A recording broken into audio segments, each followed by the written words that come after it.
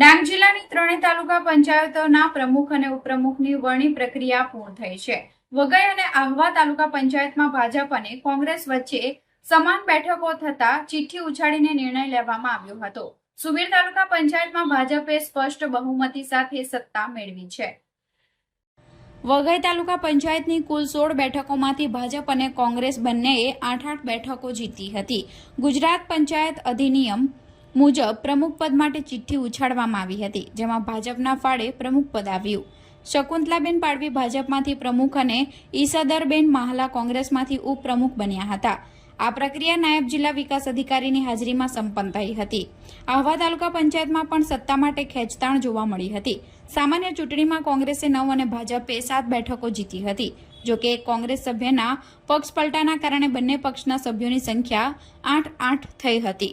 ત્યારબાદ ચૂંટણી અધિકારીએ ગુજરાત પંચાયત અધિનિયમ 1993 મુજબ ચિઠ્ઠી ઉછાળવાની પ્રક્રિયા હાથ ધરી હતી.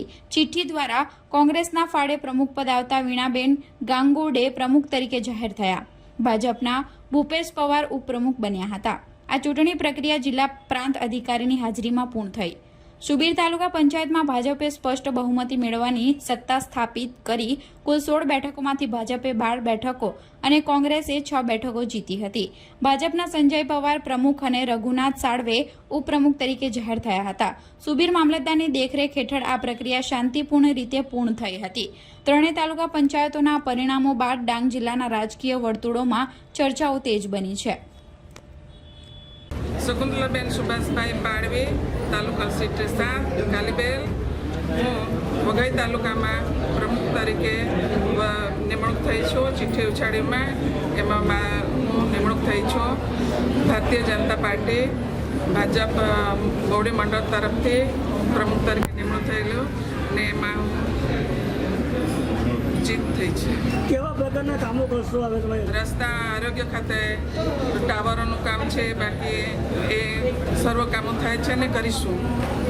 અમારે 173 ડાંગ વિજયભાઈ પટેલ ગંડક સાહેબ એમણે પણ સહકાર સારી રીતના કામો કર્યા જ છે. તેમજ ભારતીય જનતા પાર્ટીના ડાંગના કિશોરભાઈ ગામી સાહેબ એમણે પણ સારી રીતના કાર્યો કર્યા જ છે. મારું નામ ઈસ્તરબેન દાનિયેલભાઈ માહલા, મારી સીટ નંબર 16 અને મારું પંચાયત ઝાવડા અને મારું જે તાલુકા પંચાયતમાં ઉમેદવાર કરવા માટે આવ્યું ત્યારે કોંગ્રેસ પક્ષના ટાઈ થયેલી ત્યારે અમે ઉપપ્રમુખ તરીકે અમને નિમણૂક કરવામાં આવ્યું છે.